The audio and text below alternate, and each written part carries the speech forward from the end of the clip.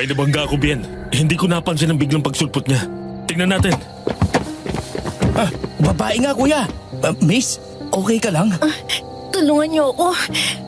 Hinahabol ako ng halimaw. Ha? Anong umaangin na yun? Parang nasa likuran natin. Ayan na siya!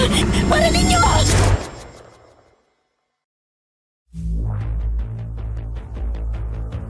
Isang mapagpalang araw po, Sir Jupiter, at sa lahat ng inyong tagapakinig. Tawagin mo na lang ako sa pangalang Bien. Isa rin ako sa avid listener ng Sitio Pangil. Salamat sa pagkakataon na ibinigay niyo sa akin para maibahagi ko din sa inyong mga tagapakinig ang aking karanasan na nangyari noong ako ay 25 anyos pa lang.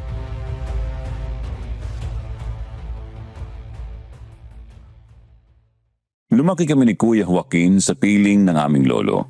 Hindi ko nakilala ang aming magulang dahil sanggol pa lang ako noong mawala sila.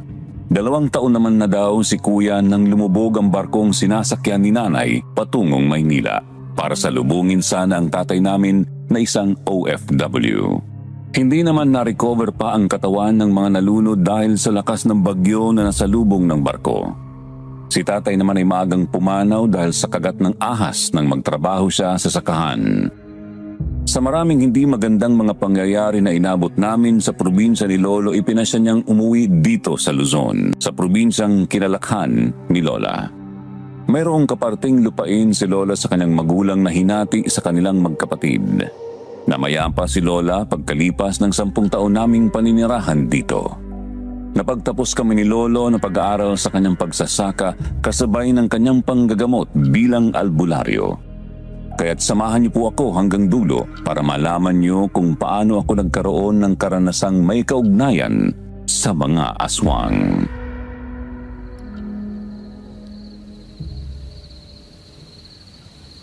Tinama mo sa ulo, kuya. Sakto sa noo. Anong klaseng nilalang ito? Hindi kaya aswang to. Pero may aswang pa ba sa panahon ngayon? Aswang yun! Pinatay niya ang driver ko! Nasiraan kami sa sabana. Bumaba ang driver ko para tingnan ang makina. Lumapit siya at akala ko naman tutulungan ng driver ko kasi kinausap niya. Narinig ko na lang malakas sa sigaw ng driver ko. Kaya lumabas ako ng sasakyan. Nakita ko nagpupumilit ang driver kong kumawala sa kanya. Habang sagpang siya sa liig ng halimaw. Pinatakbo niya ako bago siya nalagutan ng hininga. Tayo na. Umalis na tayo dito at baka may kasama pa yan. Sumama ka na muna sa amin, miss. Mas ligtas ka sa amin. Tsaka naman, miss. O kaya ihatid ka na lang namin sa inyo. Taga saan ka ba, miss? Taga Bagong Sikat ako. Paano ka napunta dito? Galing kami sa natividad. Kasi pinatawag ako ng may-ari ng maisan doon sa asyenda. Ipinacheck sa akin ang mga bunga ng mais nila at magagal na daw. Balikan kaya natin ang sasakyan mo. Sige, kung hindi ako masyadong nakakabala sa inyo. Tungkulin namin ang tumulong sa nangangailangan. Salamat. Sana lahat ng mga pulis kagaya nyo. Ako nga pala si Rowena Rico. Ako si Joaquin Magno. Ito naman ang kapatid ko si Bien.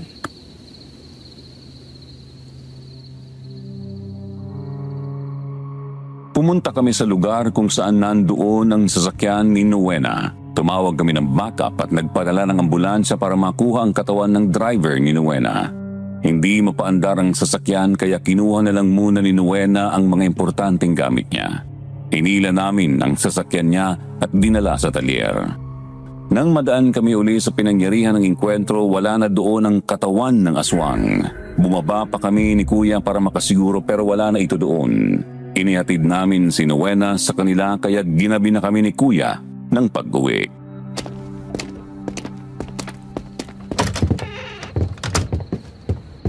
Mano po, Lolo? Mano po? Ginabi yata kayong magkapatid ngayon. Opo, may tinulungan po kasi kaming babae, lo. Bakit?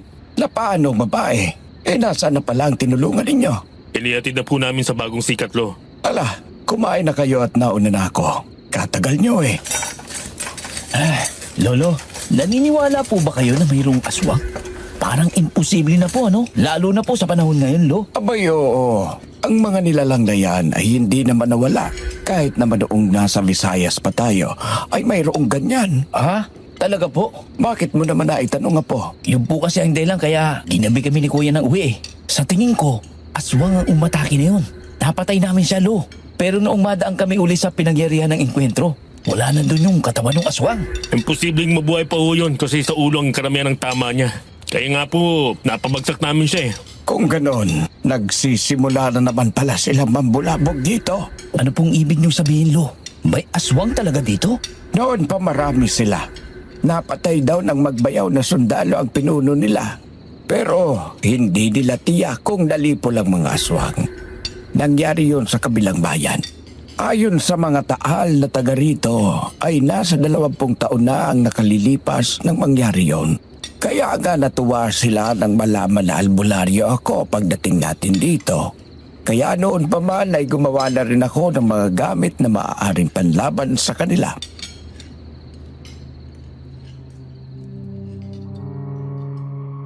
Hindi kami makatulog ni Kuya sa mga sinabi ni Lolo dahil kung noon pa nga ay mayroon ng aswang sa probinsyang ito, malamang na nanahimik lang sila at nagpalakas. Ayon pa kay Lolo, hindi basta-basta tinatablan ng bala ang mga aswang, kaya ang naiisip namin ni Kuya ay nabuhay kaya ang aswang na nakaengkwentro namin. At kung nabuhay nga ang aswang na yun, malamang nakilala niya kami ni Kuya. At kung may kasamahan man siya, malamang na mapag-initan nila kami.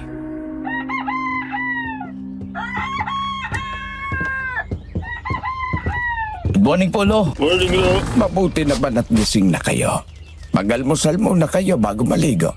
Hindi maganda yung kababangon pa lang ligo agad. Sino po bang kausap nyo kanina at ang lakas ng boses nyo? Kala ko may kaaway kayo. Ay nako, sino pa ba? Di ang Lola Becca nyo. Balitado na pala ang nangyari kahapon tungkol sa aswang na nakaengkwentro ninyo. Nagpasabi raw si Kapitan na dumaan kayo mamaya sa barangay hall. Bilis talaga ng balita, no? Para wala naman ang nakitang tao doon kahapon eh. Meron malamang. Kaya lang hindi na lumabas sa pinagtataguan ng makitang aswang. Natakot siguro. Kasi yung lugar na inatake ang driver ni Nuena gulayan yon. Kaya malamang may nakakita doon. Mayroon kang nakakita, sikain mo. Hindi sa gulayan kundi sa highway kung saan binaril ninyo ang aswang. Bago pa kayo dumating sa lugar na yon, magpuputol daw sila ng mga sanga ng akasya. Kaya nasa taas sila ng puno. Kaya nakita nila ang pangyayari. Gising na ba ang apo mo, Kuya Martin? Ay kagigising lang! Pumasok ka din at parang sirena ng bumbero ang tinis ng boses mo. Ay baka isipin ng mga dumadaan din nag-aaway tayo. Lola Becca, magandang umaga po. Ganda talaga ni Lola Becca, oh. Ano po yung dala nyo? Abay, binuna pa ako ng damuhong batang ere. Abay, nasa lahi natin ang magaganda at gwapo talaga. Oh, ayan, gatas ng kalabaw. Isabay nyo sa almusal para mas lalo kayong maging malakas. Langgaling ka na rin ni kanina. Hindi mo pa iniabot sa akin. Di mo rin pala ibibigay yan. Abay, sa mga apo ko naman ere. Marami ka nang nainom na gatas ng kalabaw sa edad mong yan. Salamat po, La. Sabayan nyo na po kami dito mag-almusal. Salamat po, Lola. Kain na po tayo.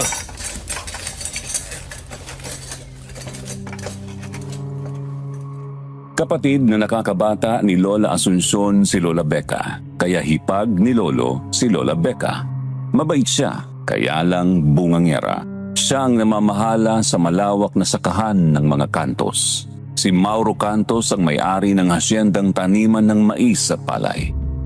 Namumuhay mag-isa si Lola Becca, magkatabi lang ang bahay namin. Ang mga anak niya ay sa Australia na nakatira kasama ng kanilang pamilya. Kinukuha siya ng mga anak niya doon pero ayaw naman niya at hindi na raw kaya ng mga tuhod niya ang winter doon.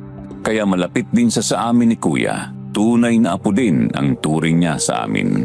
Lalo na sa akin kasi siya daw ang nag-alaga sa akin nang umuwi sina Lolo dito.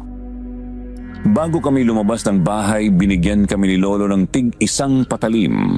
Parang hunting knife ang haba niya. Sa binti namin inilagay yun para matakpan ng pantalon.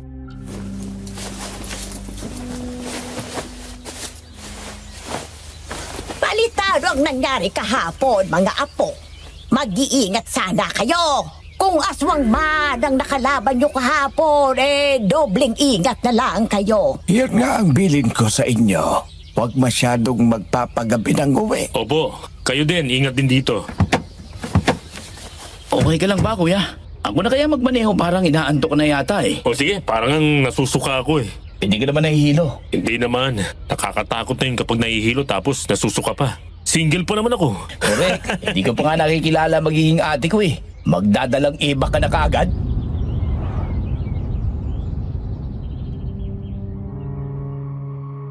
Pagpasok namin sa presinto, binati kami ng mga kasama naming mga pulis.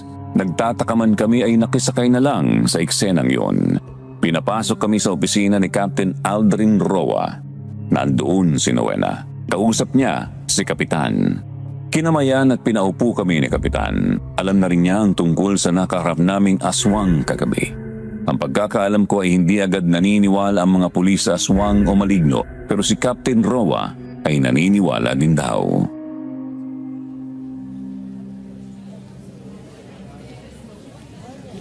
Nakausap niyo na po ang kapitan ng barangay tungkol dito, SPO1 Magno. Hindi pa po, sir.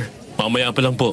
Samahan niyo si Miss Rico na balikan ang kotse niya. At kausapin niyo na din ang mga barangay chairman na nakakasakop sa area ng posibilidad na napinsala ng aswang na yon. Sige po, sir.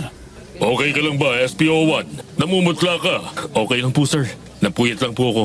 O sige na, lumakad na kayo. Sir, thank you po.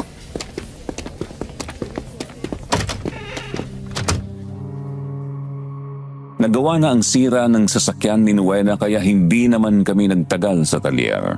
Ako na ang nagmaneho ng kotse ni Kuya at siya naman ang nagmaneho ng sasakyan ni Nowena. 3 barangay ang magkakatabing kinausap namin ang mga kapitan para ipagbigay alam ang naganap kagabi. Pero hindi naman kami masyadong nagpaliwanag dahil nabalitaan na daw nila. Umuwi muna kami sa bahay at doon na nananghalian kaya nakilala ni Lolo si Nowena.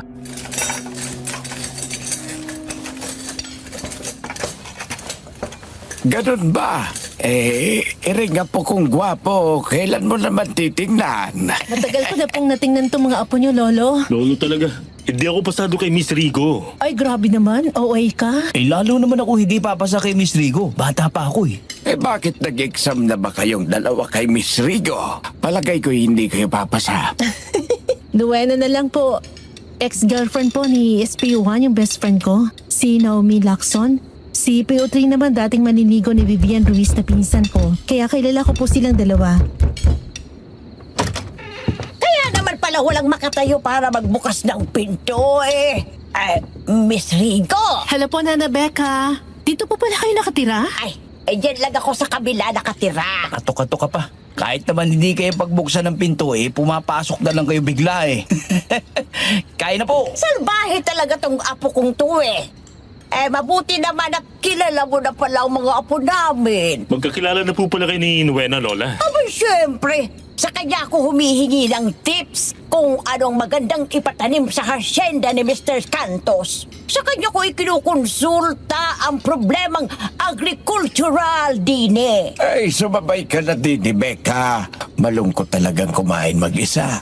Halika na, isipin mo na lang na bahay mo to. At kada kainan tutitsyempuhan mo. Abay na buong matanda, ire. Kadaming sinabi. Ayan, may baon ako. Tinolang ostrich at pininyahang dagon.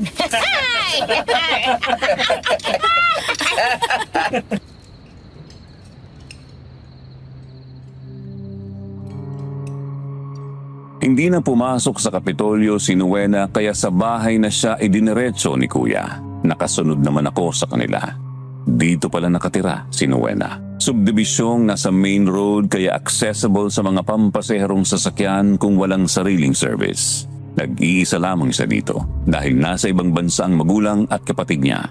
Inanyayahan kaming pumasok at magkape.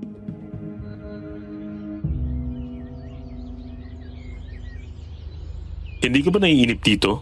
Mag-isa ka lang pala. Minsan, kaya kapag naiinip ako, walang pasok, nagtatanim ako ng ornamentals at gulay sa likod bahay. Malapit lang ba bahay dito nila Vivian? Sa susunod na block ang bahay nila. Bakit gusto mong puntahan? Hindi bisa mo pala ang 2-timer na yun. Unfortunately, kapatid ni mamang papa niya.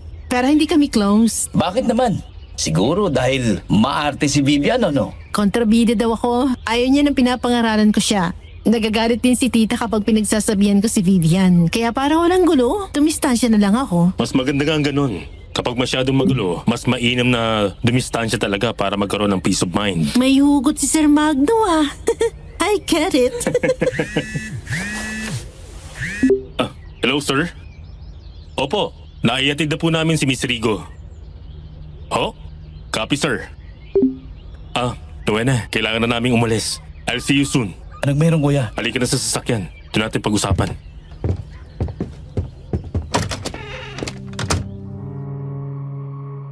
Ikinabit ni Kuya ang police siren para walang humarang sa daan. Mabilis naming narating ang lugar na itinimbre ni Captain Roa. Malamang na itinapon lang ang bangkay doon dahil hindi sariwa ang mga sugat niya. Nagtinginan na lang kami ni Kuya nang makita namin ang pamamasaysay ng katawan ng bangkay. May mga kalmot ito sa mukha at dibdib. May malalim na kagat ito sa leeg na halos tuyo na ang dugo nito. Ayon sa mga naroroon, sabi daw ng nagtitinda ng balot ay mayroong humintong sasakyan doon sa lugar na yun. Nang makalagpas na ito, nakita na nila ang katawan ng lalaking ito.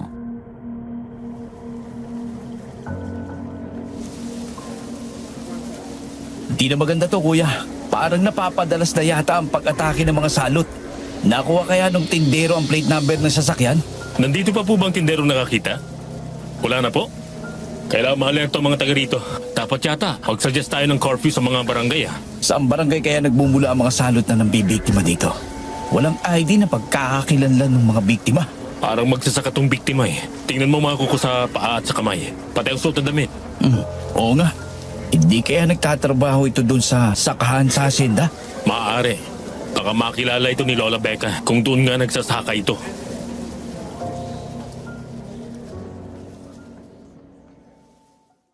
Nang dumating ang ambulansya at nakuha ang bangkay ay tumuloy kami sa Hacienda Cantos. Hindi naman kalayuan ang hacienda sa lugar na pinagtapunan ng bangkay kaya inabutan pa namin ang ibang manggagawa doon. Kausap sila ni Lola Becca. Nang ipinakita ko sa kanila ang larawan ng bangkay sa aking cellphone ay kinumpirma nilang hindi ito manggagawa doon. Maging si Lola Becca, hindi kilala ang biktima.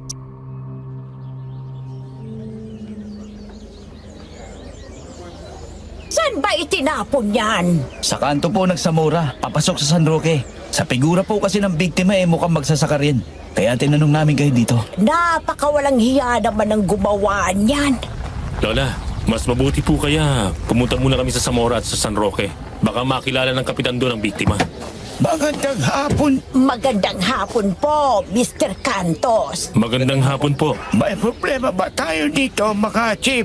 At napadpad kayo rito?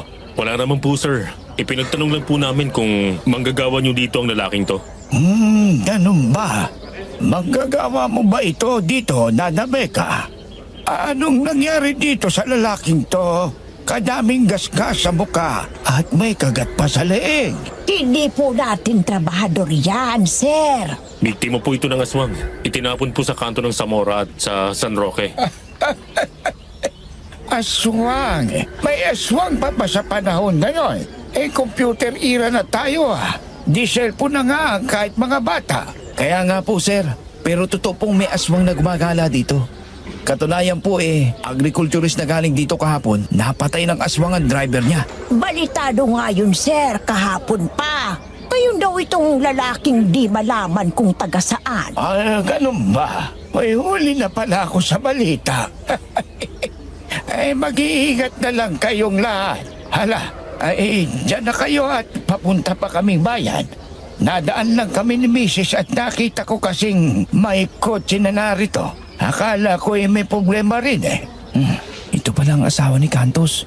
Bata pa. Ano ka mo? Tayo na. Lola, hindi pa po ba kayo uuwi? Sumabay na po kayo sa amin. Gabi na Delikadong maglakad sa daan ngayon.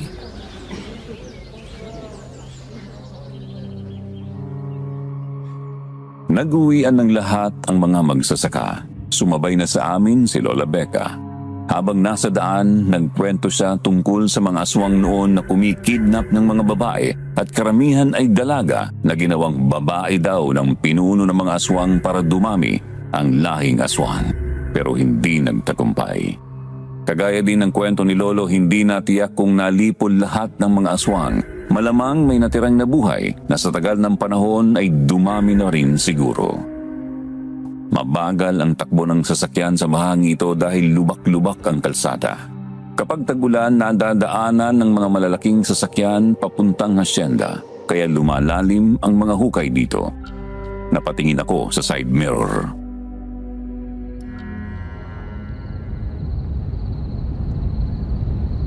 Kuya, May humahabol sa atin. Oo, nakikita ko dito sa salamin. Kanina pa yan eh. Abay, sino nga ba iring humahabol sa atin? Huminto ka nga muna, Apo, at nang malaman natin kung sinong damuho ire. Ha? Nawala? Saan nagpunta yun? Saan subot yan? Imposibleng naglahong parang bula ang loong yun. Saan ka pupunta, kuya? Diyan lang kayo. Titignan ko lang kung sino yun. Ang flashlight mo. Diyan lang po kayo, Lola. Sino ka? Lumabas ka dyan! Alito ka. May matang nagbabaga sa dilim. Kuya, parang kakaibang kutob ko dito eh. Glenn! Sa likod mo may aswang! Ungas ka! Tikman mong baong kong patalim para sa'yo! Anak ka ng kamoting nilaga! Bubutasin ko katawan mo! Okay ka lang, Bien? Ang hapti ng likod ko, kuya! May sugat ka sa likod. Ay, Panginoong mahabagin. Anong nangyari at nagpapaputo kayo ng baril? La, ayan pa ang pinaputukan ko. Yung patalim, nakatarak pa sa dibdib. Jesus mio! Ang aswang! Ay! Nag-aapoy ang patalim! Nasusunog ang aswang!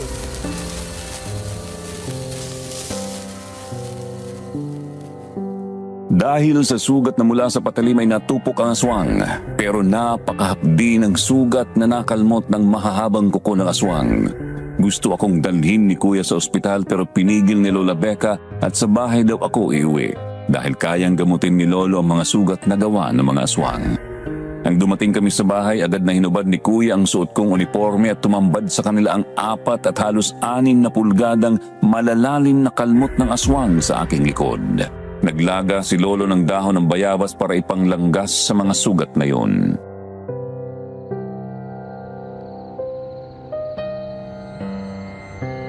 Saan banda kayo inatake ng aswang? Malapit lang ba? Sa kakauyan po, Lo. Bakit po?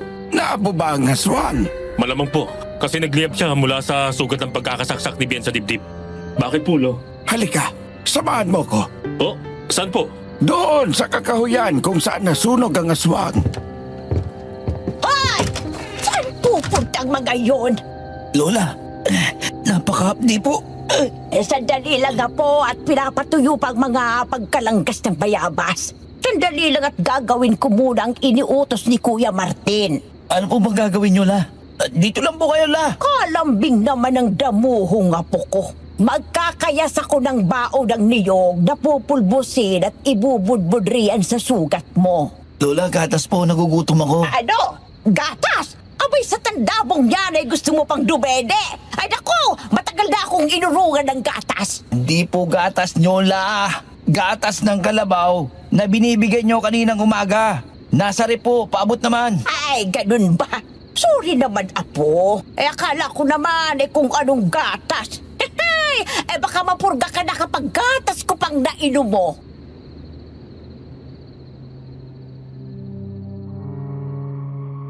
Gusto kong makatulog kaya ako uminom ng gatas para hindi ko maramdaman ang hapdi ng mga sugat sa aking likod. Nakaidlip ako sandali nang nakadapa nang dumating sina Lolo at Kuya. Muling pinakuluan ni Lolo ang dahon ng bayabas. Muli niyang nilangga sa mga sugat ko na nabawasan na ang hapdi nito.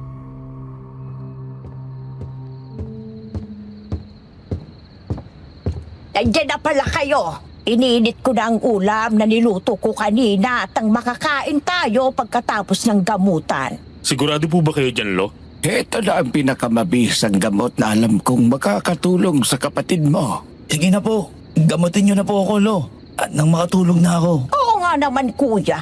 Nakakaawa na itong apo ko sa sakit na nararamdaman niya. Ay, nasaan ang kinaskas na bao? Akin na. May kukunin lamang ako sa kwarto. Kunin mo nga, Joaquin. Ayun, sa mesa. Konting tiis na lang, apo, ha?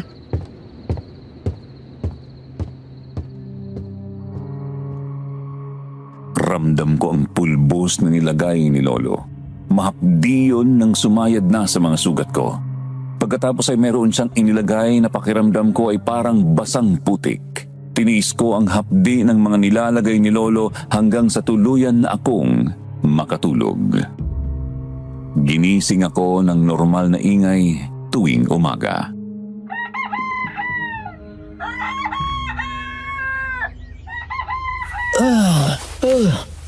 Dito na pala ako nakatulog sa sopa. Ha? Si kuya. Kawawa naman sa sahig na lang nakalatag ng kumot. Ang sweet ng mga ito ha. Hindi ako iniwan. Nasaan na kaya si Lolo? Oh, apo, ay gising ka na pala. Masakit na ba ang mga sugat mo? Hindi na po, Lolo. Wala na akong nararamdamang kirot.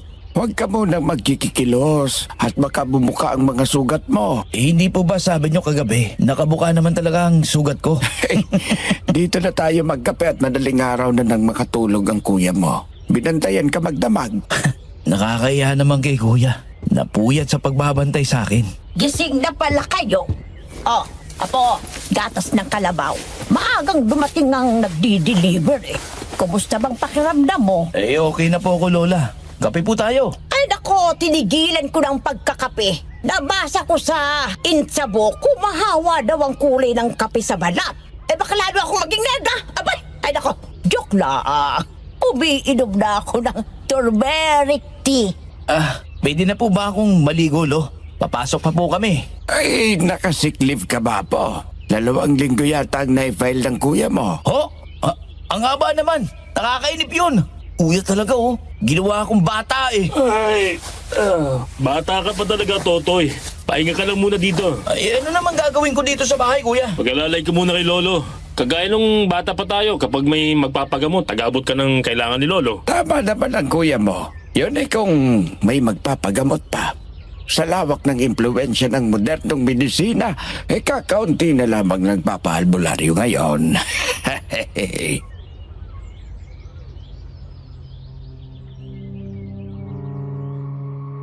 Wala na akong magawa kundi sundin ang mas nakakatanda. Pero ang totoo ay magaan ang pakiramdam ko nang magising kanina. Wala nang sakit na nararamdaman sa likod ko. Pakiwari ko'y mas malakas pa ako sa kalabaw. Epektibo ang gamot na ginamit ni Lolo sa akin kagabi. Pumasok si Kuya at si Lolo ay abala sa paghahasa ng mga itim na machete niya. Nakita ko na ito noon. Madalas niyang ilagay sa bewang niya ang 2 ito at ang 2 hunting knife na ibinigay niya sa amin ni Kuya sa binti naman niya nilalagay. Ito ang mga nasa katawan niya kapag lumalabas siya sa gabi nung mga bata pa kami ni Kuya. Tagal din ng panahon ng lumipas at ngayon ko lang uli nakita ang mga ito.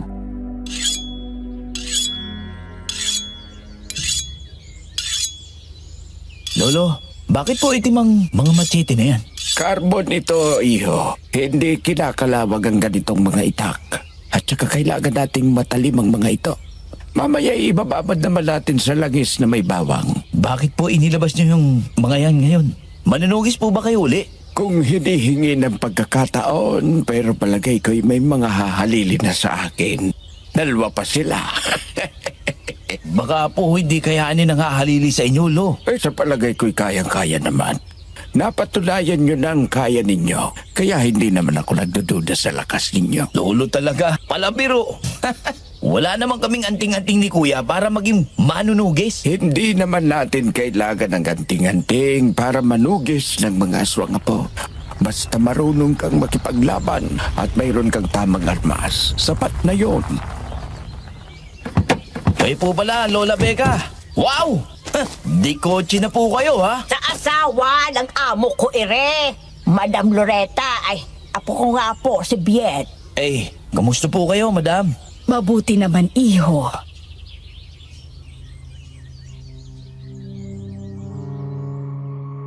Ito ang nakita kong babae na nasa loob ng sasakyan kahapon nang nagpunta kami sa hacienda. Maganda pala siya. Mukhang nasa 30 anyos pa lang ang edad niya.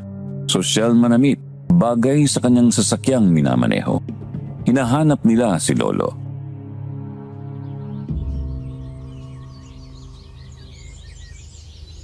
Kuya Martin, ito si Madam Loretta, amo kong babae. Madam, ito naman po ang bayaw kong albularyo, si Kuya Martin. Ano pong may paglilingkod ko sa inyo, madam? Mayroon akong ikukonsulta sana, Mang Martin. Basta ho ba't abot ng aking kaalaman ay masasagot ko kayo. Pero sa kagaya kong kapo sa pinag-aralan, ay baka hindi ko kayang sagutin ang ikukonsulta niyo, madam. Pasok muna po kaya kayo dito sa loob, madam. Lola Becca. Mabuti pa nga. Alam kong malawak ang iyong kaalaman tungkol sa mga bagay na imposible. Madam, tungkol saan ho ba ang ikukonsulta ninyo? Paano kaya maaalis ang bisa ng pagiging alkimista? Ang pagkakaunawa ko, madam, sa pagiging alkimista ay may kakayanang gawing ginto ang kahit anong metal. Pero ang taong nagsasagawa ng alkemya ay mayroong mahikang potion o ito, yung mahiwagang inumin na nagpapahaba ng buhay. Immortalidad kumbaga. Pananatiling bata kapag uminom nito at lunas sa maraming karamdaman. Pero kung sasamahan ang itim na mahika ay maraming itim na lakas ang maidudulot sa kanya. Maaari bang mawala ng bisa ang potion na iniinom ng isang alkimista? Oo, kapag hindi na naniniwala ang sino mang iinom nito, ay mawawala ang bisa. Paano kung sapilitang pinaiinom para lamang sa ikasisiya ng alkimista? Dapat iwaglit sa isip ng persahang pinainom na hindi ito tatalab sa kanya. May posibilidad bang mamatay ang alkimista? Hindi ko masasagot yan, madam. Dahil matatalas ang kanilang isip at pakiramdam. Bakit niyo ho pala na itanong ang tungkol dito? Oo, wala naman. May nagpapatanong lang. Salamat. Tutuloy na ako. Salamat sa oras mo, Mang Martin.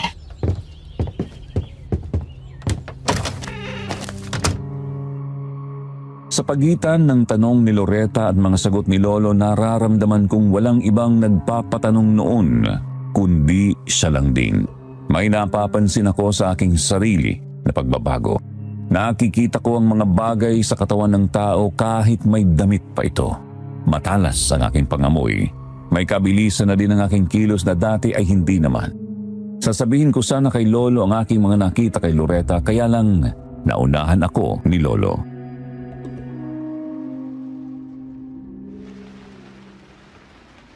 Biktima siya ng karahasan. Ha? Kaya may mga pasa sa tagumparte ng katawan, Lo. Pati nga po sa muka, may pasa. Tinatakpan lang ng makeup. Oo, at siya din ang persahang pinaiinom ng potion para manatiling bata. Paano niyo po nalaman, Lolo? Hindi na niya ako natatandaan dahil tumanda na ako. Nakilala ko siya, 30 taon na ang nakalipas. Pero hindi siya tumanda. Talaga po, Lolo? Kaibigan siya ng Lola Becca mo at halos magkaedad lamang sila. Nasa 60s na ang edad nila. Pero tingnan mo lang ang Lola Becca mo. Puro kulubot na mukha, nakala mo'y British Bulldog. 3 ngipin na lang na natitira. Pero siya ay nananatiling edad 30 ang itsura. Kaya pala habang tinitignan ko siya, nakita kong may mga kulubot na din ang mga balat niya sa braso at sa mga kamay niya. Maugat na rin, Lo.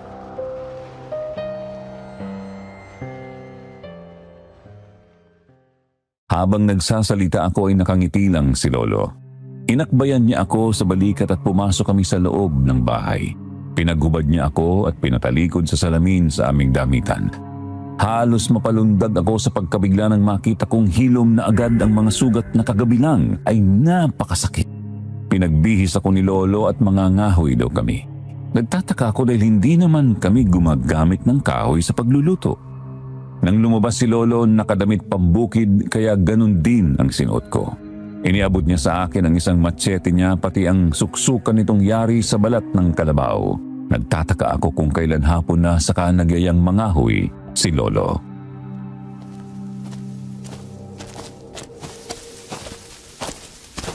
Lolo, ang tataas na po ng mga itinanim natin, no? Mabilis lumaki ang mga puno rito. Kasi nadidilig din sila kapag nagpapatubig ako dito sa bukirin natin. Si Mang Pino, imakasalubong natin, Lo. Bakit parang lasing kong lumakad? Hindi si Pilo yan. Nasa ospital si Pilo. Inoperahan daw sa luslos niya. Hindi nga po si Mang Pino, Lo. Baagin na parang leon to habang papalapit sa atin. Naku po, aswang yan! Aatakihin tayo po! Humanda ka! Naging 3 na sila, Lolo. Uunahan ko na mga ungos na ito bago pa tayo maunahan.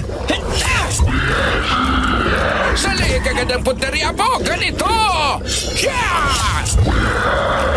Lo, magtalikuran po tayo. Iikot na parang ipo-ipo ang isang kumag na to. Basta, iumang mo ang iyong machete. At sa bilis ng pag-ikot niya sa atin, mahahagip natin ang ungas na yan. Gaya nito! Huh! Loko, dinadali ka din sa leeg. Ito ang tunay nilang anyo. Kilala niyo sila, Lo? Wala akong nakikilala kahit isa sa mga yan. Malamang na taga-iba yung lagalag ang mga ito.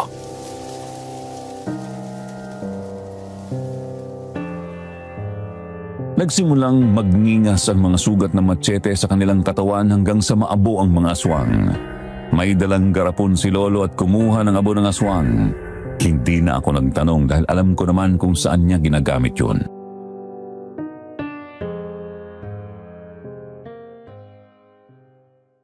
Dumiretso kami sa mga pananim ni Lolo. Kumuha ng ilang uhay ng palay si Lolo at hindi nagtagal mayroong bumubusi ng sasakyan sa bukana ng daang papasok sa palayan. Si Kuya Joaquin pala, kaya bumalik na kami ni Lolo. Naghihintay daw sa bahay si Captain Aldrin Roa.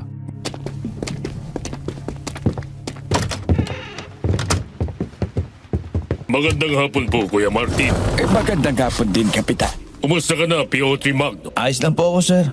Pwede na po ba akong bumalik bukas? Ano ka mo? Magjo-duty ka na uli? Oo, kuya. Magaling na nga ang mga sugat ko eh. May mission tayong hindi na makakapaghintay pa sa opisina para pag-usapan. Kaya sinundan ko si SPO1 Magno dito. Mukhang seryoso yata ang misyon na yan, Kapitan. May pagka-weirdo, Kuya Martin. May babaeng dumulog sa opisina kahapon. Isang battered wife na gustong makatakas sa asawang may kakaibang mahikang taglay ayon sa kanya. Ang totoo, ikaw Kuya Martin ang sasangguniin ko tungkol dito. Hindi kasi ordinaryong kaso ito. Kapag sangkot ang mga supernatural. Isa pa, wala akong karanasan sa mga ganitong kaso. Ang babaeng sinasabi niyo ba, Kapitan, ay si Loretta Cantos? Oh, oo. Paano niyo nakilala si Loretta Cantos? Galing na siya kahapon dito, pero ang sadya niya ay tungkol sa alkemia. Kung ganon, ang asawa niya ang alkimista at siya ang persahang pinapainom ng potion para manatiling bata. Ang totoo niyan, kaedad siya ni Becca, pero nananatili siyang bata.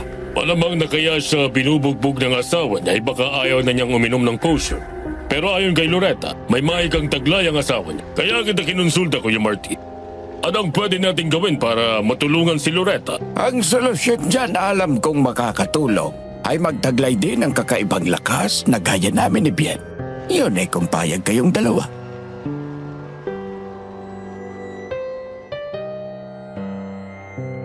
Ipinaliwanag ni Lolo kina Kuya at Kapitan ang ginawa niyang panggagamot sa akin.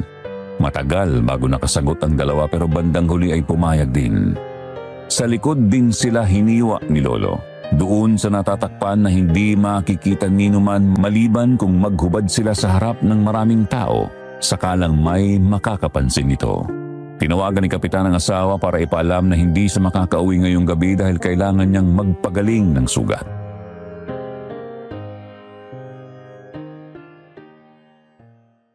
Mabilis na lumipas ang magdamag. Nabuo ang plano ng pagliligtas kay Loretta Cantos.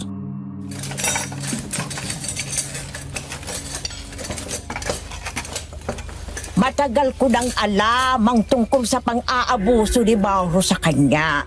Kaya lang wala naman akong alam na paraan para matulungan siyang makatakas.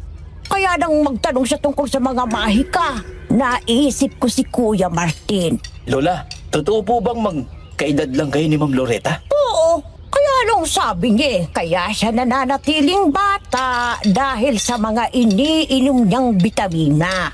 Naniniwala naman ako kasi mayaman nga ang asawa niya. Kasi kahit milyon pa ang halaga ng iniinom niya, ay kayang bilhin. Yung asawa ho ba ni Loretta? Paano naman ang pakikitungo sa tauhan niya? Mabait naman si Sir Mauro. Kaya lang hindi pwedeng tingnan ng mga lalaki si Loretta. Minsan kasi, may bagong trabahador kami doon sa asyenda. Dumating silang mag-asawa. Abay, titig na titig ito kay Loretta. Kinabukasan, hindi na nakapasok dahil nabulag daw, sabi ng asawa. Pauwi na daw nang may nakasalubong na lalaki at dinukot ang mga mata niya. Mabuti nga't hindi siya pinatay. Hinala ng mga trabahador. Iniupa para bulagin siya. Kailangan po namin ang kooperasyon niyo para matulungan natin si Loretta. Abay, sige. Nakakaawa nga si Loretta Nakahiga sa pera, hindi naman masaya. Hala, sige! Ano bang gagawin natin?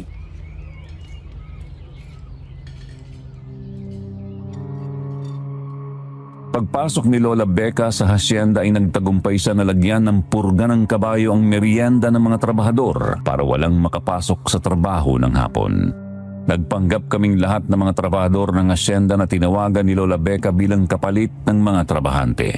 Armado kaming dumating dito pero hindi mahahalata sa kasuotan naming magsasaka. Nakapasok kami sa kamalig ng palay na nasa loob mismo ng compound ng malaking bahay para kunwari ay maglalabas ng mga kinaban ng palay para ibilad. Nagsisimula na kaming maglabas ng sako ng palay nang lumapit si Mauro Santos kay Lola Becca at sinabing aalis siya.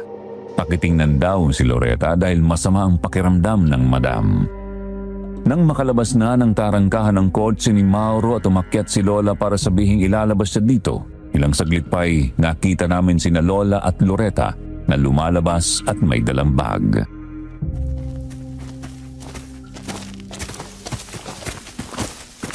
Dito tayo dumaan sa likod. Bilisan nyo! Wala bang makakakita sa atin dyan, Becca? Milisan yung kilos. Anong umaangil na yon? Sinasabi ko na nga ba, may mga bantay si Mauro dito. Bilisan natin. Ay, kabayong bundas eh! Aswang! Kumanda kayo. Napapaligiran nila tayo. Wala kayong kadalaan, ha? Ang dami nila. Ngayon ko naiintindihan ang ginawa mo, Kuya Martin. Isulit natin ang mga bagong hasang machete. Becca, huwag kayong maghihiwalay ni Loretta. Oh, kuya! Ayan na! Sumusukot na sila! Manabas tayo ng ulo ng mga ungus neto!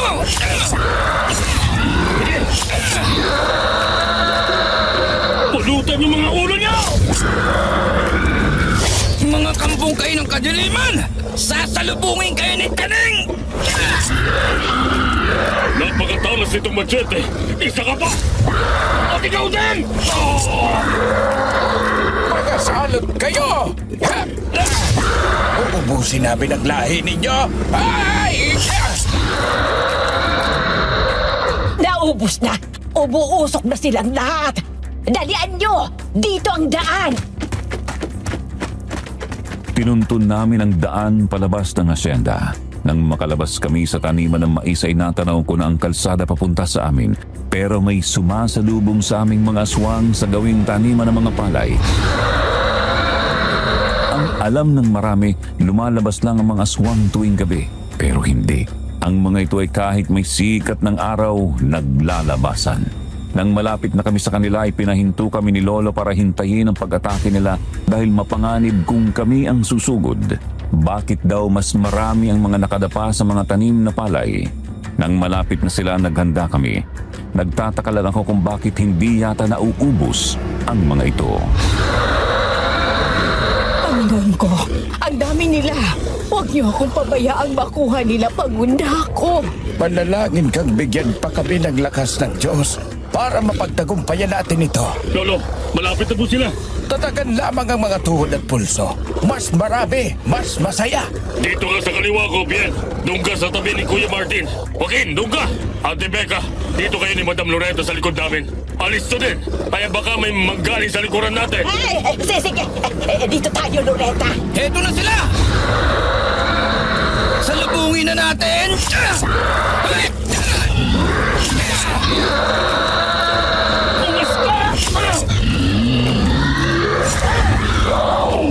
Isulit natin ang gilas nyo!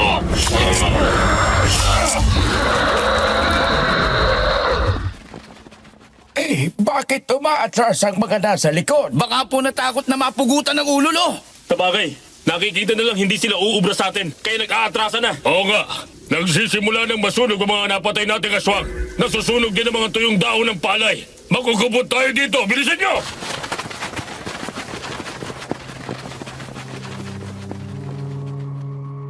Mabilis na naglaho ang mga aswang na umatras. Takbong walang humpay naman ang ginawa namin hanggang sa makarating kami ng bahay. Hinihingal kaming nagpasukan sa loob. Hindi naman kami nagtagal sa bahay dahil alam ni Lolo na nakilala kami ng mga aswang na umatras. Isa pa, hindi pwedeng dito namin itago si Madam Loretta. kaya naghati kami ng pupuntahan. Sina Kuya, Lola Becca at Lolo ay pupunta kay Nuena. Kami ni Madam Loretta ay sasama kay Captain Roa. Isinara na lang namin ang bahay. Wala kaming inaksayang oras at mabilis naming iniwan ang bahay. Pagdating namin kina Captain Roa, nakilala ko ang asawa at anak niya. Alam ng misis ni Kapitan ang mga kaganapan kaya alam nilang titigil kami sa kanila.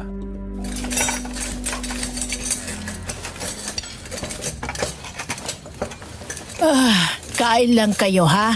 Huwag mahihiya. Marami akong niluto. Pasensya na kayo sa pang-aabala ko, ha? Captain Roa, salamat ng marami sa'yo. At sa iyo din, Bien. Napakatapang mo. Walang anuman, Mrs. Canto.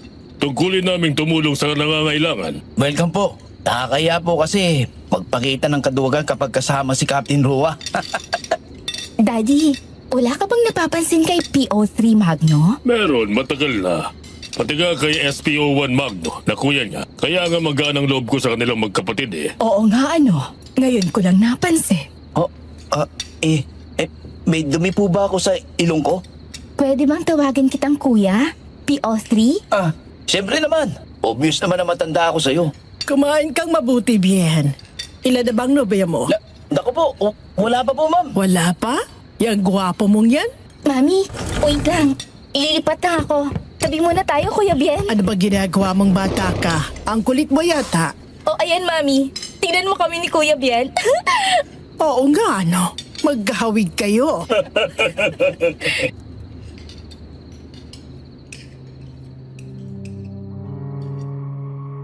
Natapos ang masayang hapunan. Nakalimutan ng bahagya ang tensyon.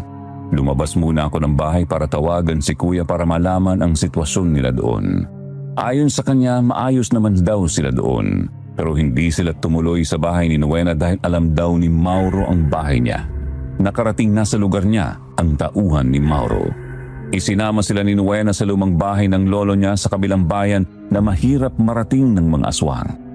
Habang kausap ko sa cellphone si Kuya, isang sasakyan ang 2 beses kong nakitang pabalik-balik.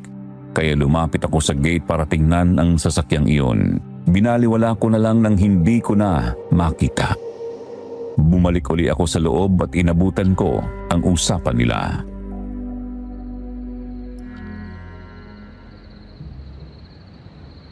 Ibig mong sabihin, 60 years old ka na? Paanong nangyari na bata kang tingnan? Parang nasa 30s ka pa lang. Oo, dahil sa potion na ipinainom niya sa akin. Siya man ay 75 na, pero mukhang 30s lang din. Obsession niya ang manatiling bata. Isa siyang alkimista na hinahaluan niya ng itim na hangarin para hindi daw siya kayang banggain ng kahit sino. Pinilit kong hindi kami magkaanak dahil ayaw kong dumami ang lahi niya. Kaya humahanap siya ng babaeng pwedeng magdala ng lahi niya. Ang tungkol po sa mga aswang, Ma'am Loretta, anong kinalaman niya sa mga aswang?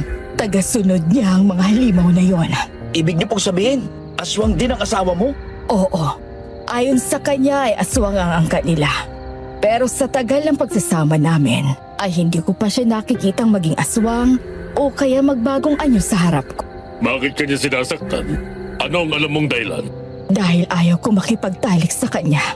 Iniisip niya na mayroon akong iba. Hindi niya ako nasisipingan kapag may lakas pa akong tumanggi.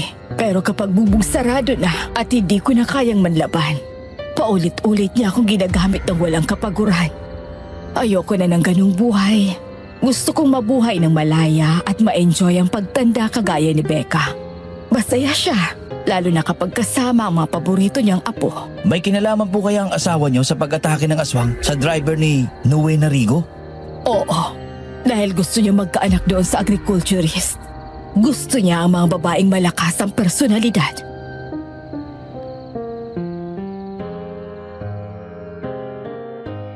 Lumabas ako uli upang tawagan si Kuya Joaquin para mabigyan niya ng proteksyon si Nuena.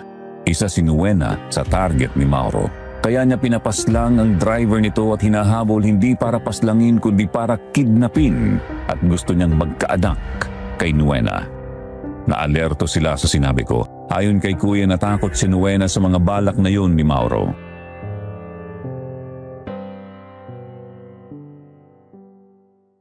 Hindi ako dinalaw ng antok ng gabing yun. Binalikan ko din ang biruan kaninang naghahapunan kami tungkol sa pagkakahawig ko kay Rina at Ma'am Monica. Noon ko naisip na ganito siguro kaganda ang nanay ko kung buhay pa siya. Pero 24 na taon na ang nakaraan mula nang lumubog ang barkong sinakyan niya. 4:00 na ng umaga. Hindi pa ako nakakatulog kaya bumangon ako at nagkape. Pinagmasdan ko ang mga picture nilang nakasabit sa dingding.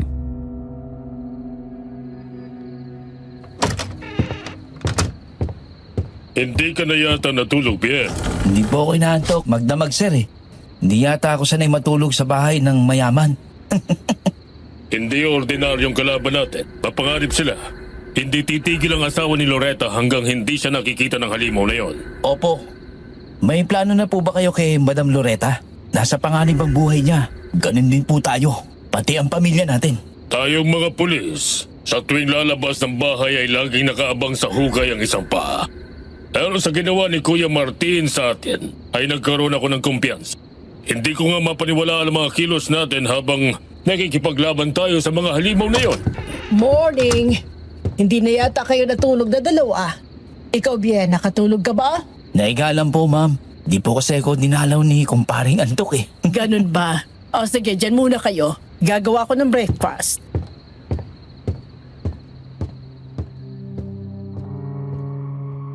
Pagkatapos ng almusal, dinala namin sa safe house si Madam Loretta para na rin sa kaligtasan ng pamilya ni Kapitan Roa.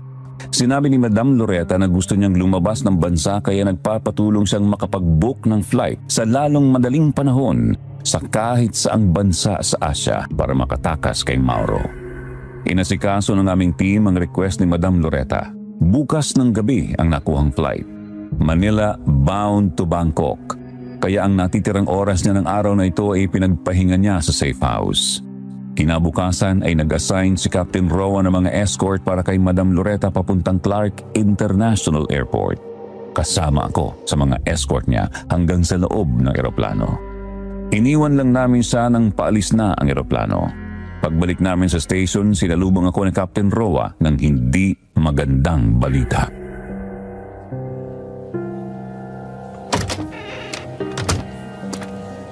Tumawag si SPO1 Magno about 10 minutes ago. Kumusta po sila dun sir? Tinabahan ni Joaquin si Miss Rico sa Kapitolyo kanina. Nagkarga sila ng diesel sa gas station. According to him, may kasunod silang sasakyan. Dahil pagkatapos na magkarga ng gas, bumaba siya para bumili ng kape sa convenience store. Ano pong nangyari? Magbalik niya, wala na si Miss Rico sa kotse ni Joaquin. According to him, sabi daw ng gasoline boy, may dalawang lalaking pwersa ang nagpababa sa kanya at isinakay sa kasunod nilang kotse. Kinidnap siya sir. Sir, excuse me lang po. Hello kuya. Oh, nasaan ka ngayon? Nandito ako sa opisina ng barangay. Nagka-review ng footage ng CCTV dito. Baka may makuha ang lead ng pag-kidnap kay Nuena. Saang lugar ba yan? Pupuntahan kita. Hindi na, pupunta ako dyan sa presinto. Hintayin mo ako. Okay, sige.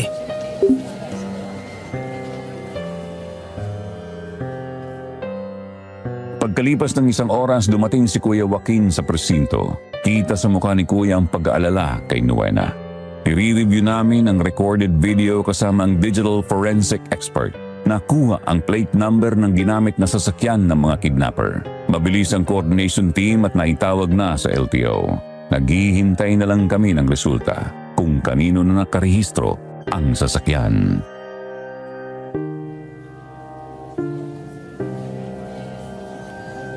Dito sa pang-apat na cam, hindi na nasundan ang sasakyan. Lading tawag ang kidnapper o kaya si Nuena. Do you think manghihingi ito ng ransom, sir? Kung walang kaugnayan kay Loretta Canto, hihingi sila ng ransom. Pero kapag sangkot ang pangalan ni Loretta, redemption ang kailangan. Hello? Yes. Thank you, Marty. Nakarehistro ang sasakyan sa pangalan ni Mauricio Cervantes? Sir, mauna na po ako. Hahanapin ko si Nuena. SPO1 Magno, hindi natin dapat apurahin ang mga bagay. Lalo na at may kaugnayan sa mga taong mahalaga sa atin. Pinagpaplanuhan ang bawat hakbang. Huwag nating ilagay sa alanganin ang buhay ni Mr. Rico. Isa pa, saan ka mag-uumbisang maghanap? Tama si sir kuya. Huwag tayong magdesisyon habang may nararamdam tayong galit. Kasi baka may magawa tayong pagsisisihan natin sa bandang uli. Kalmante muna. Umuwi muna tayo para mapagplanuhan natin ang mas magandang gawin.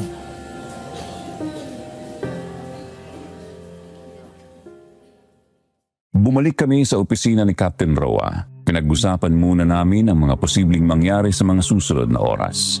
Bumuo kami ng plano sakaling tumawag ang mga kidnapper. Pauwi kami ni Kuya sa tinutuluyan nila Lolo. Pero dahil malalim na ang gabi at hindi pa rin kami naghahapunang pareho ay humanap muna kami ng makakainan.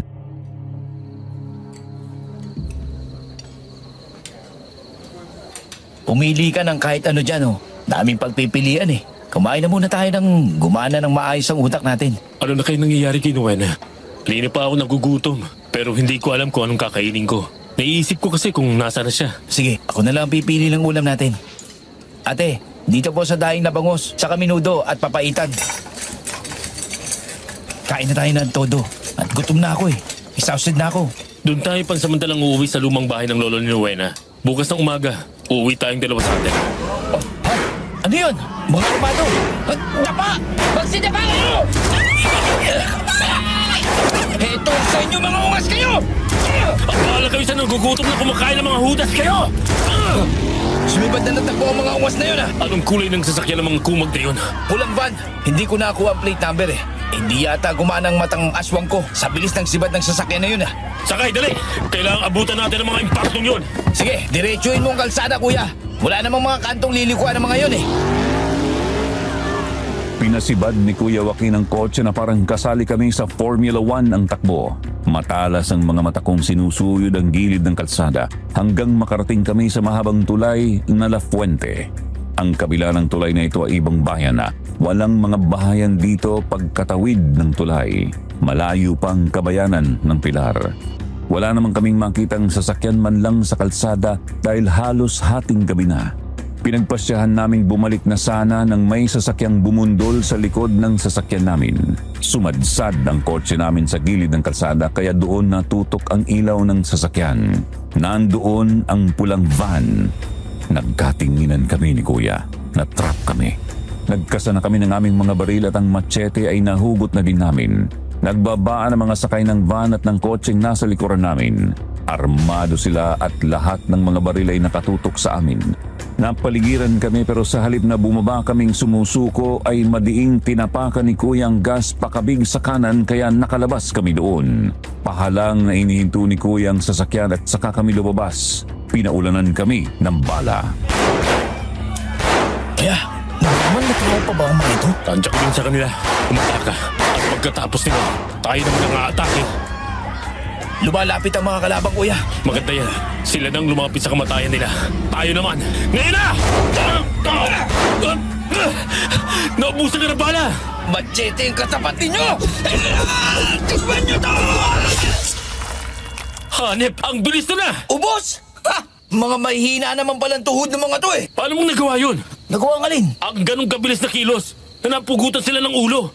Wait, hindi ko alam. Basta naisip ko lang. Kaya kong gawin. Ganun lang. Tingnan natin ang mga sasakyan nila. Baka may makita tayo magtuturo sa atin ng mga may kagagawa nito. Doon ka sa van. Ako dito sa kotseng to.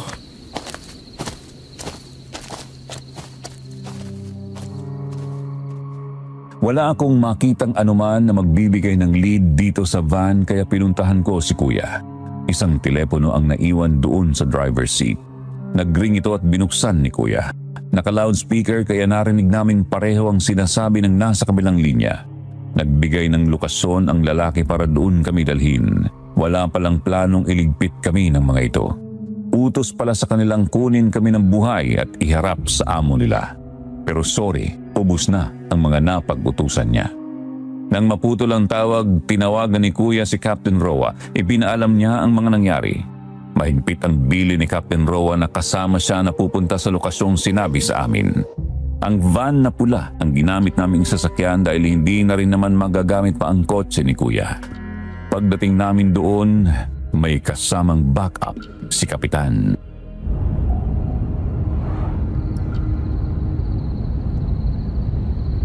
Ito ba ang lugar na sinabi nyo? Yes, sir. Isuot yung mga bonnet na suot ng mga lalaki kanina. Buti na lang, marami akong tinanggalan ng bonnet kanina. Ibigay mo kay Salvador at tagos ito. Parang wala atang tao dito kuya. Meron yan. Bumusina ka, Salvador, para buksan nila ang gate. Asitib, huwag masyadong mahigpit ang pagkatali tagos para mabilis tayo makakakilos. Alam na natin ang mga linyahan na bihag kami. Binuksan ang pintuan ng bodega. Baba na tayo. Boss, nandito na ang pinakukuha nyo. Sino kayang kumag na to? Pasuspense pang loko. Nakatalikod pa eh. Alagan sila nagtali. Bakit itinali nyo sila mga ungas kayo? Mauro Cantos. Surprise! Ipagpasensya nyo na kung sa ganitong paraan tayo magkakaharap-harap. Hindi naman siguro kayo sinaktan ng mga inutusan ko. Anong hindi? Muntik na kaming pulbusin ng mga tauhan mo. Nagkakamali ka dyan, binata. Kung gusto kayong iligpit ng mga tauhan ko, hindi ka na makakatungtong pa rito. Anong drama to? Kapitan Roa, maganda naman at kasama ka nila. Nakita rin kitang kasamang lumusong sa bahay ko. Salamat sa inyong tatlo. Lokohan ba ito, Mr. Cantos? Nililinlang mo ba kami? Ano bang ibig mong sabihin, bata? Bakit naman nilinlangin ko kayo? Teka lang, pinagugulo mong usapan eh. Aswang ka, alkimista ka. Alagad mo ang mga umaatake dito. Pumapatay ng walang awa. Gumagawa ka ng aswang. I wish I could be that one. Alam ko ang matsetting yan, ang pamuksang ginagamit nyo sa mga aswang. Tama ba? Hiwain mo nga ang palad ko. Pagbibigyan kita. Mahaptiya, gaano ba katagal bago magliham?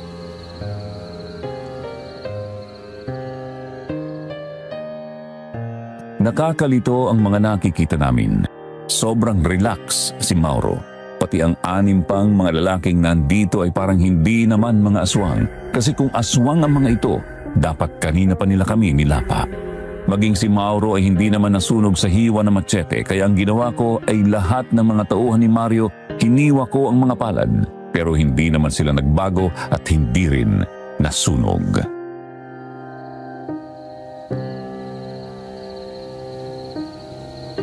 Siguro naman ay napatunayan ko na sa inyo na ang hinala ninyo ay maling-mali. Linawin mo na nga mga sinasabi mo bago pa ako mapikon. Hindi ako alkemista. Hindi rin ako aswang. Lalong hindi ako ang gumagawa ng aswang. Sino ako para makagawa ng lahat ng iyon? Ang lahat ng yan ay sugat at gawa ng isang aswang. Biktima ako dito. Hindi ako ang nambibiktima. Ibig mong sabihin, si Loretta ang aswang? Oo, aswang siya. Hindi ko alam yon noong una. Siya ang alkimista na nakagawa ng potion na mapapanatili ang kabataan. Isa din siyang masokista dahil hindi siya nakakaramdam ng sakit kahit sinasaktan. At lalong hindi ako nananakit sa kanya kung hindi ang mga aswang na nakaulayaw niya. Bakit siya nanghingi ng tulong sa amin para itakas sa bahay mo? Simple, para ako ang lumabas na masama. Gusto niyang maangkin ang kayamanan ko. Kaya nga hindi niya gustong magkanak para masolo niya. Pero matalino man ang talipandas na yon ay napaglalalangan ko din dahil meron akong anak. Parang tumulong pa tayong patakasin ng kriminal Naisahan tayo ng babaeng yun. Nasaan ang anak mo? Nandito siya. Halika dito, anak. Magpasalamat ka sa mga nagligtas sa iyo. Ikaw? Anak ka ni Mauro? Ha? Ikaw? Oo, Joaquin. Pasensya na at itinago ko. Bien, sorry ha. Kapitan, pasensya na. Pinalabas namin na kidnap ako para hindi kayo madamay. Pinagtagkaan siyang paslangin ni Loretta. Ipinapatay niya ang driver ni Nowena dahil ang akala niya ay babae ko. Pinagsesilusan siya ni Loretta. Nang lusubin niyo ang bahay ko, ay alam kong plano niya yon. Pero salamat at ilan na lang ang mga aswang na nandoon. Baka nga umalis na din sila.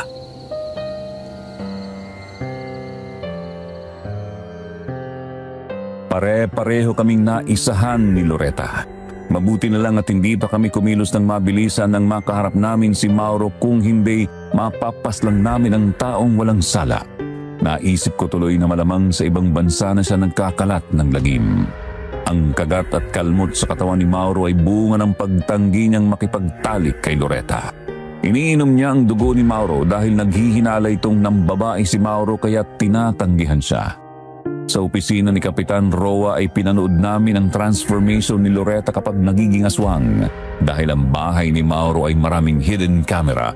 Pero may mas malaking panganib pala ang naging pagtulog namin kay Loretta.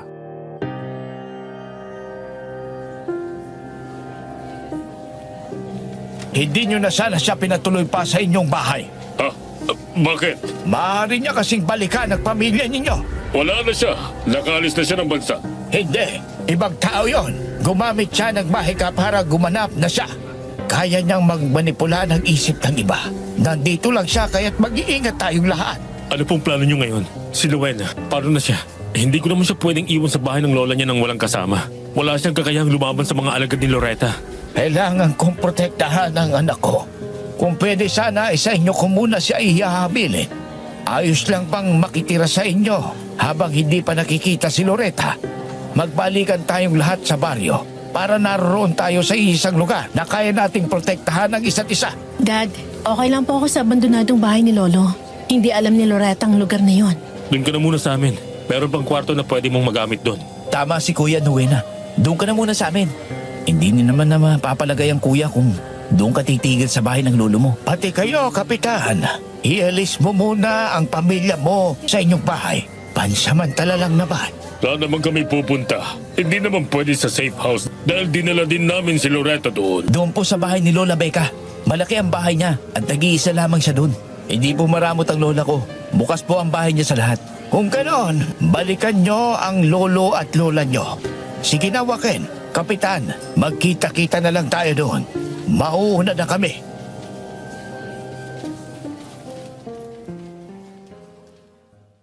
Tanghali na kami nang dumating sa amin. Tinulungan namin si Lola Becca na maglinis ng kwarto na tutuluyan ng pamilya ni Kapitan Roa. Masaya si Lola at mayroon na daw siyang makakasama. Hindi naman nagtagal, dumating na din sila Kapitan Roa. Napansin kong natulala si Lolo Martin nang makita ang asawa ni Kapitan Roa na si Ma'am Monica. Si Ma'am Monica man ay napatitig kay Lolo Martin. Nang maipasok na nila ang mga gamit sa bahay ni Lola Becca, nagluto sina Lola at Nuena ng pansit. Kaya sama-sama kaming kumain dito sa harap ng bahay sa ilalim ng puno ng aratilis.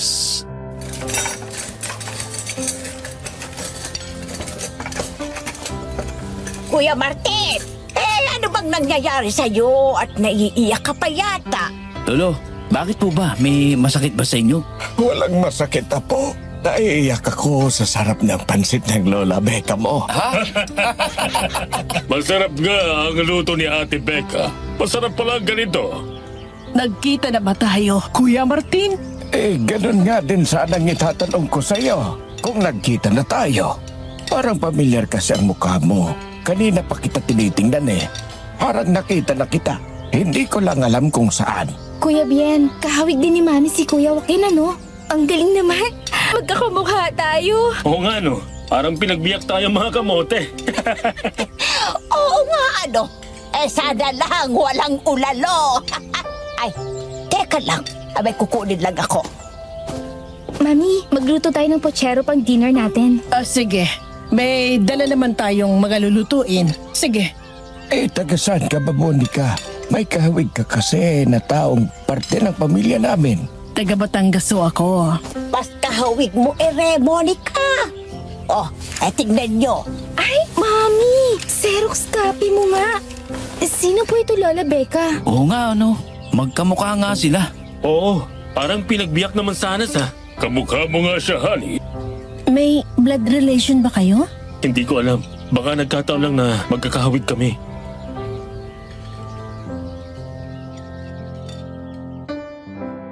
Masayang tingnan kami ng mga sandaling yon. Sa bagay, sabi nga sa mga pag-aaral, ang tao daw ay may 7 kahawig sa buong mundo. Baka nagkataon na naipon kaming lahat dito sa Pilipinas.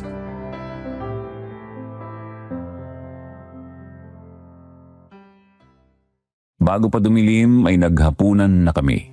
Naganda kami ng mga magagamit dahil anumang oras pagkalat ng dilim, mayroong kalaban. Marami palang mga itak si Lolo bukod sa mga macheteng gamit namin. Ito ang pinagkakaabalahan namin, ang maghasa ng mga ito. Mabuti na lang at may grinder kami. Naging madali ang paghahasa sa mga ito. Isang balde ng benditadong tubig na kinuha namin sa simbahan ng Santa Monica na binigay ni Padre Domingo ang pinagbabara ng mga itak para kina Nuena at doon kina Lola Becca. Mga bawang at asin ay nilagay sa mga bag na pwedeng isuot ng mabilis.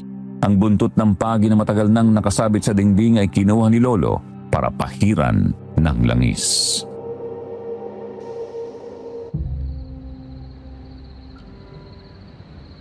Hindi talaga nakikita ang totoong kulay ng isang tao sa kanyang panlabas na anyo ano. Totoo yan.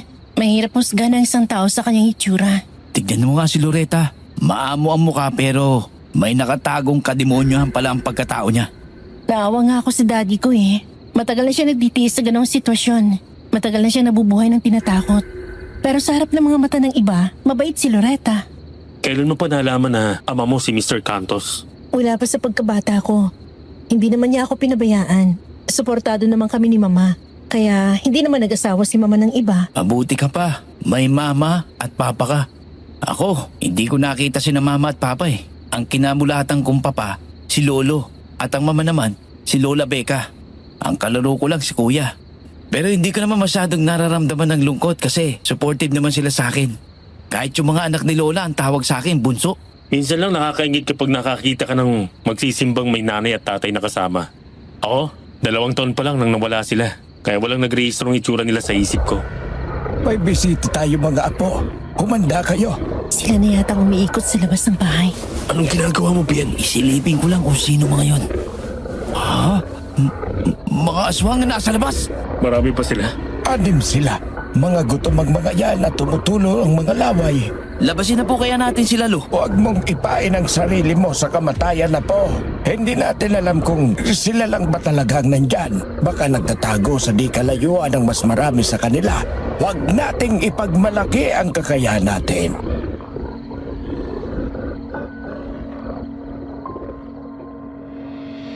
Matagal naming pinakikiramdaman ng mga aswang na umiikot sa bahay. Hindi sila makapasok sa bahay dahil nakakalat ang mga bawang sa loob. Mayroon ding mga pinipit na bawang na umaalingasaw hanggang sa labas ng bahay. Ganoon din sa bahay ni Lola Becca. Pero nang sumapit ang madaling araw, muling nambulabog ang mga yabag sa labas ng bahay. Gising kaming lahat ng balyahin ng pintong bakal sa terrace. Ito ang balyahin mo, ngas!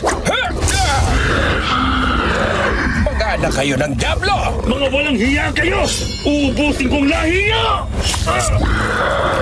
Sige, sugod! Ha! Mag-ailagay dyan ng pating na aswang! Sige! Lapit! Hindi nyo ko kayang pagurin! Papasok ka pa, ha? Mga salat!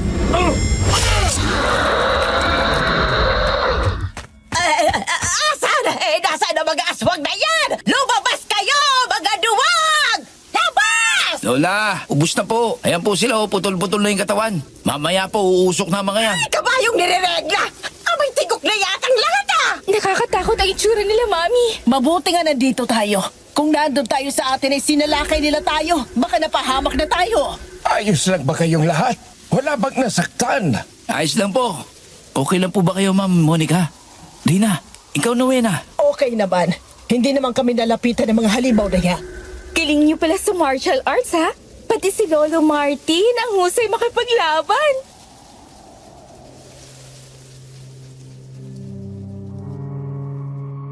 Habang tuluyang nagliliwanag ay naaabo na ang mga aswang. Nakaupo kaming lahat sa upuang kahoy sa ilalim ng aratilis. Ang pagod ay nararamdaman pagkatapos ng pakikipaglaban habang nagpapahinga. Katabi ko si Rina sa upuan at nakakapit sa braso kong pawisan. Pumilis ang ulo niya sa balikat ko. Pakiramdam ko'y may bunso na akong kapatid na naglalambing. Nakangiting nakatingin sa amin si Lolo Martin. Tumayo si Ma'am Monica at kinalabit si Nuena. Pumasok sila sa bahay ni Lola. Lumipat naman si Kuya Joaquin sa tabi ni Rina at kumapit din siya sa braso ni Kuya. Noon ko napansin ang pagtulo ng mga luha ni Lolo Martin. Tumayo si Lolo at pumasok sa bahay. Sinundan siya ni Kapitan Roa.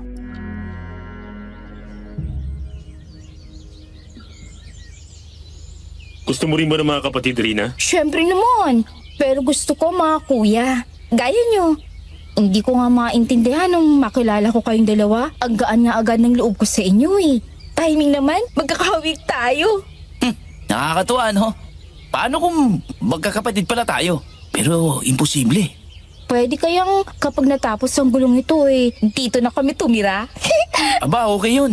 Kaya lang, tatagal ka kaya dito sa amin. Walang aircon mga kwarto dito. Bintirador lang. Ay sus, yun lang pala eh. Sanay ako sa mga ganito. Well-trained ako ni Daddy. Masarap kayang tumira dito. Tingnan niyo si Lola Becca, oh, nagihilik na. Hindi kasi kami nakatulog sa pagbabantay sa mga salot na yun. Pero, natakot din ako kanina.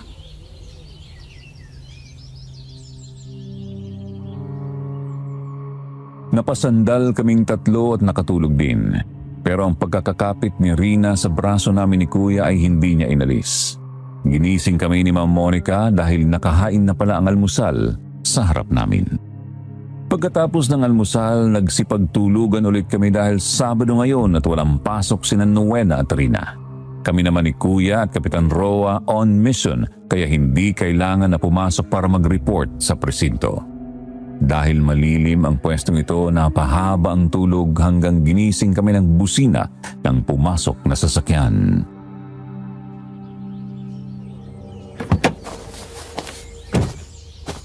Kayo pala, Mr. Cantos. Magandang tanghali ho.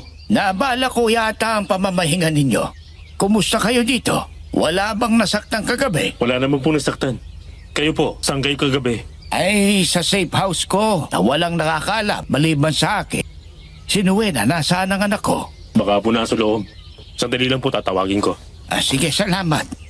Magandang tanghali. Magandang tanghali po. Ay, pasensya na at nabala ko ang pamamahinga ninyo. Wala po yun. Kumusta po kayo? Ayos naman ako. Kayo nga dito ang iniisip ko kagabi. Good afternoon po. Daddy, sakto po dating nyo. Nakaluto na kami ng lunch. Ay, hindi naman ako magtatagal, anak. Gusto lang kitang makita kung ayos ka lang dito. Hindi naman ako nagkamali sa mga taong pinaghabilinan ko sa iyo. Pwede ba sa loob tayo mag-usap? Sige po, nandun naman silang lahat. Pribado po bang kailangan? Ay, hindi naman. Sige, doon na tayo sa loob.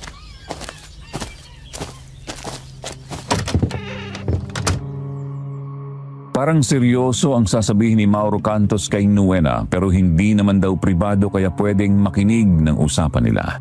Kaya sumunod kami ni Rina sa kanila. Isinara ko ang pinto at pagkapasok namin bago magsalita si Mauro ay iniabot niya kay Nuena ang 3 folder.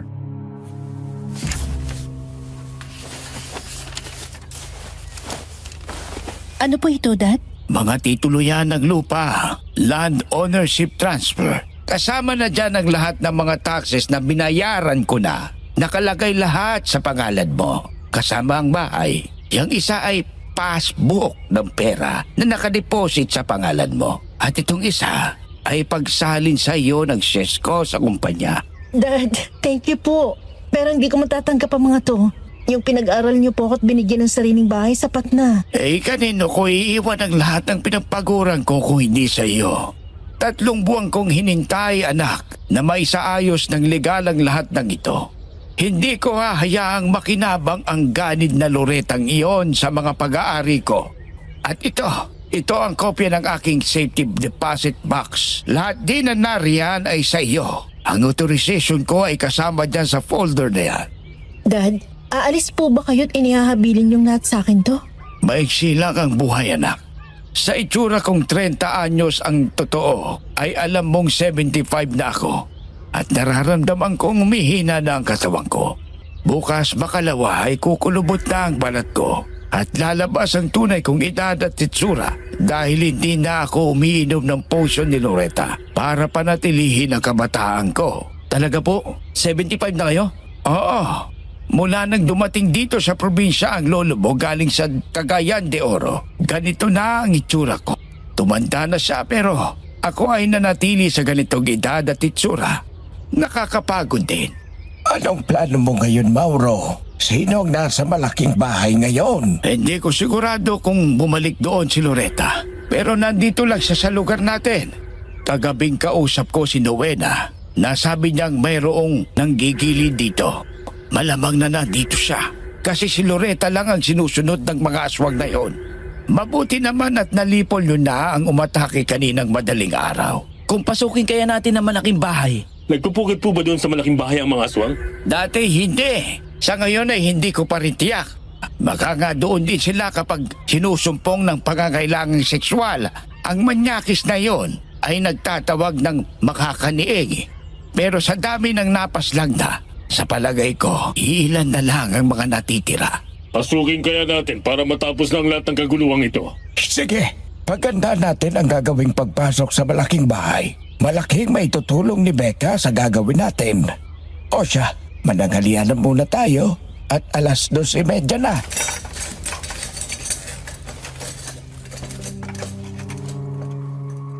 Maraming tao ang takot na tumandang gaya ni Loretta.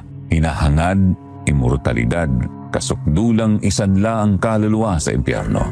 Hayok sa tawag ng laman, ang paghahangad ng mga bagay na panlupa lamang. Pero mayroon ding gaya ni Mauro na napapagod sa buhay na paulit-ulit lang. Pero gusto ko ang ginawa niyang siniguro ang kinabukasan ni Nowena anuman ang mangyari. Pagsapit ng gabi, naghanda kami para sa gagawing pagpasok sa malaking bahay. Pero naalerto kami ng sunod-sunod ang mahahabang alulong ng aso kasunod ang malakas na hangin na parang may paparating na bagyo. Nagpuputukan ng mga ilaw sa poste ng kuryente na ikinagulat naming lahat. Nagpapatay-sindi ang bumbilya ng ilaw kaya mabilis naming hinawakan ang mga flashlight.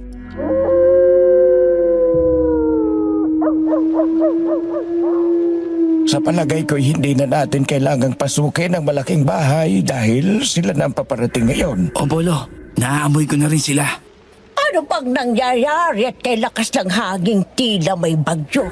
Nagpuputukan ang mga bumbilya sa poste ng kuryente kaya madilim sa labas. No? Bubuksan ko na po ba mga spotlight sa harap ng bahay? Mamaya pa po, may tamang oras para buksan ang mga ilaw na yan. Kayong mga babae dito sa kwarto, maghintay na matapos ang ingay tsaka kayo lumabas. Kaya ko pong lumaban. May armas naman po ako eh. Ako rin po, Lolo. Sanay din ako makipaglaban. Kaya ko din. Sigurado ka, honey. Oo, baka sakaling makatulong ang pakikipaglaban para bumalik ang mga alaala ko.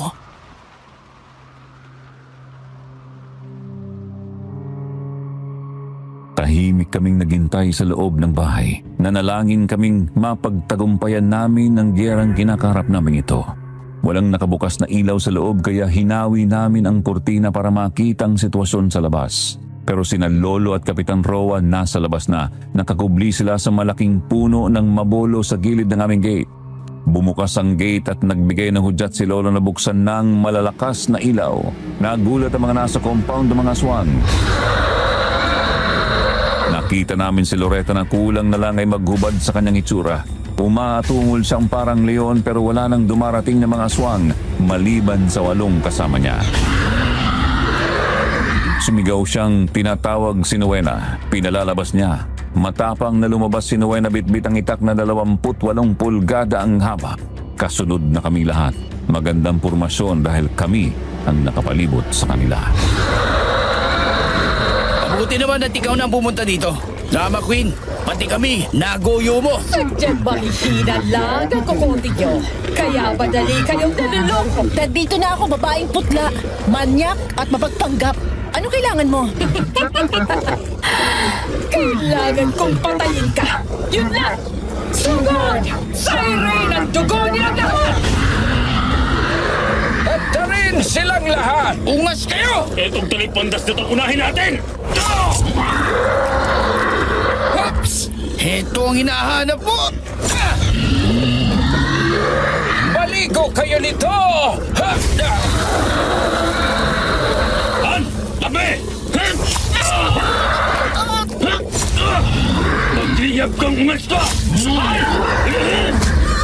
Diyos ko! Nabagsakan ng asawa ko!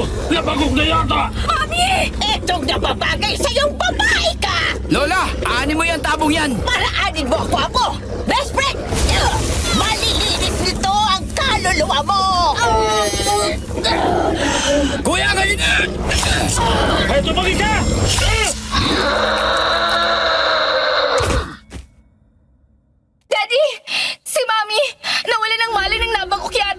Ipasok ko na muna sa loob.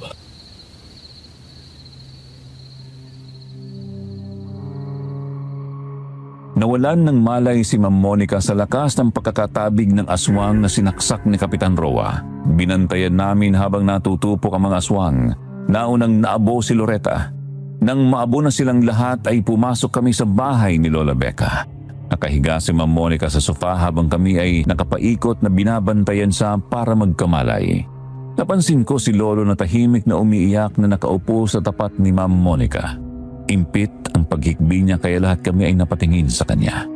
Pagkalipas ng 1 oras, unti-unting nagkakamalay si Ma'am Monica. Nang magmulat ang kanyang mga mata, napatigil ang lahat.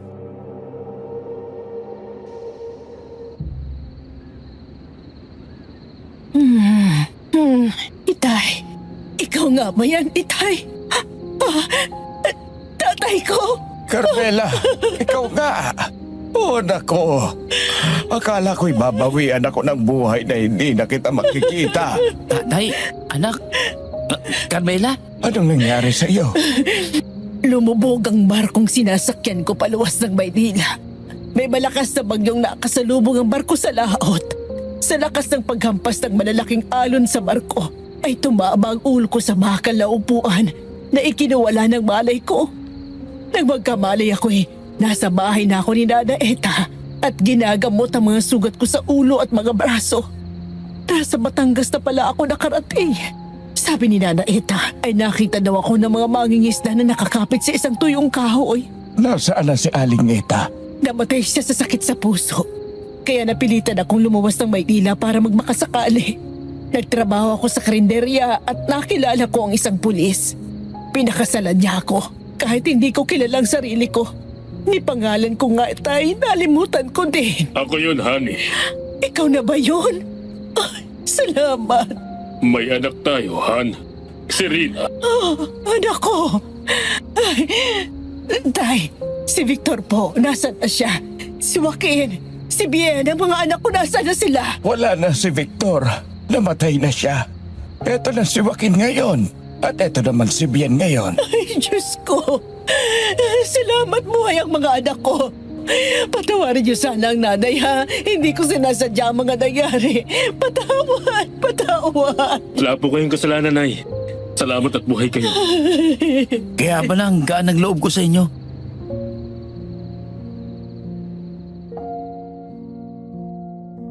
Natapos ang gabi na yun, natulog kaming lahat sa salas ng bahay ni Lola Becca. Pinagbigyan kami ni Kapitan Roa na mayakap ang aming ina. Sobrang kasabikan ko sa ina, parang sanggol ako na nakayakap magdamag. Akala ko ay ako lang, pati pala si Kuya Joaquin ay ganoon din.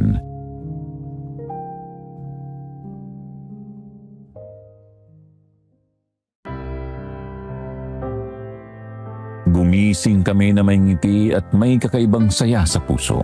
Ito ang unang umaga kong mag-aalmusal na kasama ang aking buong pamilya.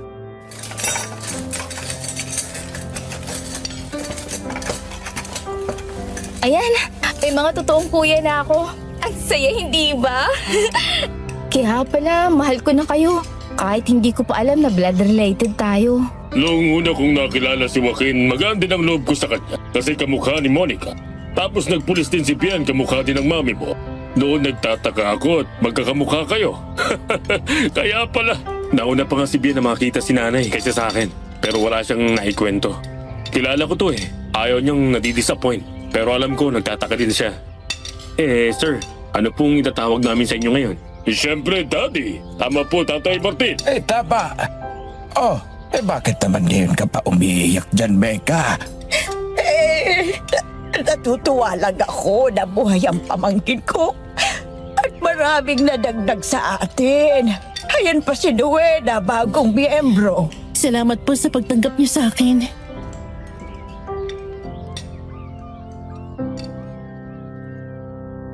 Sa ngayon po, may apo na si nanay kay Kuya Joaquin at Ate Nuena, Sir Jupiter. Aktibo pa rin kami sa serbisyo. Doon na sa amin, nagpatayo ng bahay sina nanay at Daddy Aldrin. Kami na Rina ay magkuya at mag-best friend din. Sa malaking bahay na nakatira sila Kuya at Ate Nuena, Retirado na si Lola Becca sa pagiging tagapamahala ng asyenda ni ate. Si Lolo naman ay aliw na aliw sa kanyang apo kay Kuya. Ang paghahangad ng labis ay kadalasang nauuwi sa kapahamakan. Ang pagkakaedad ng tao ay karangalan lalo na at nabigyan mo ng magandang kahulugan ang buhay na ipinahiram lang sa atin ng Diyos. Sana po ay kinapulutan nyo ng aral ang kwento ng aking buhay na ang pagiging alalay sa kahit sino man ay dapat mayroong natututunan para magamit natin sa tamang panahon at pagkakataon. Muli, ako ang dating alalay ng albularyo na naging malakas na manunugis. Ako po si Bien at nagpapasalamat ng marami sa pagkakataong maibahagi ang kwento ng aking buhay.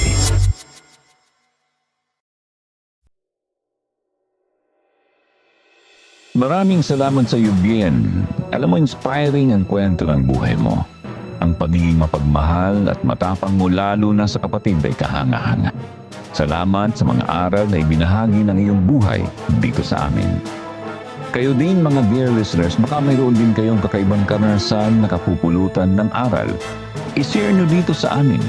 Huwag kalimutan mag-subscribe sa iba naming channel.